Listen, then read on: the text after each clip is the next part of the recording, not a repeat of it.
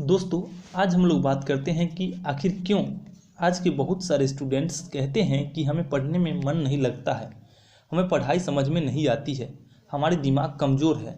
अरे मैं कहता हूँ कि आपके दिमाग बिल्कुल ठीक है, आप पढ़ाई को अच्छे तरह से समझ सकते हो।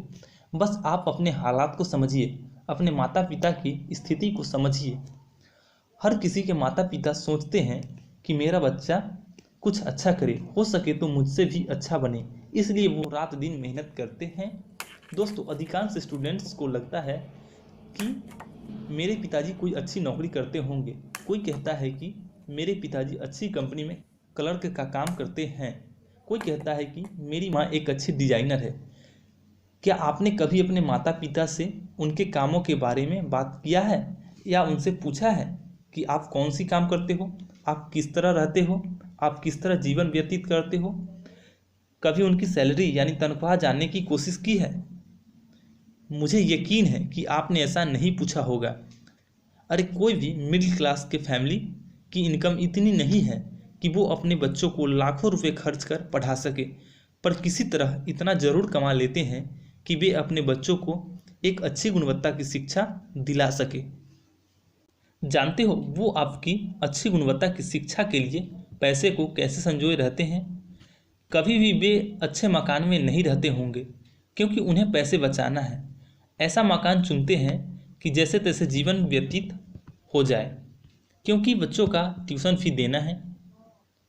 कभी अच्छी गुणवत्ता के चावल भी नहीं खाते होंगे क्योंकि उन्हें पैसा बचाना है।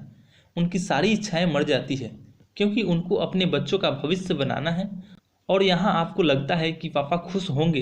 अरे आप अपनी माँ के बारे में सोचिए। घर का सारा काम माँ खुद करती है, हमेशा आपको खुश देखना चाहती है, चाहे वो कितना भी दुख क्यों न सहती हो। दोस्तों, भारत एक कृषि प्रधान देश है जहाँ अधिकांश लोग अपने खेत खलिहानों में काम करते हैं। हो सकता है कहीं आपके माँ आपको एक अच्छे पढ़ा लिखा इंसान बनाने के लिए दिन रात एक कर दी हो ताकि मेरा बच्चा मेरे बुढ़ापे का एक अच्छा सहारा बन सके। यहाँ मैं सभी पेरेंट्स यानी कि माता पिता से ये कहना चाहता हूँ कि वे अपने बच्चों को टीन एज यानी कि किशोरावस्था से ही थोड़ा थोड़ा जिम्मेदारी सौंपे ताकि बच्चे अपनी जिम्मेदारी समझ सके। कोई भी बच्चा ये नहीं चाहता कि मेरे माता पिता इतनी मेहनत करें, इतना दुख करके मुझे पैसे देते हो और हम मस्ती करते फिरे। दोस्तों, इतना जानने के बाद आप अवश्य ही कठिन मेहनत करोगे, लेकिन फिर भी आप यदि कहोगे कि मुझे ये विषय समझ नहीं आता है, तो मैं कहता हूँ कि आप टीचर चेंज कर सकते हो या उस विषय को दूसरे तरीके से समझने का प्रयास करो। यदि एक बार में समझ नहीं आए तो 100 बार प्रयास करो, आप अवश्य ही सफल होगे। यदि आप एक बार सफल हो जाओगे तो आपके माता पिता की सारे जीवन भर की मेहनत कामयाब हो जाएगी और वे अपने आप को गौरवान्वित महसूस करेंगे।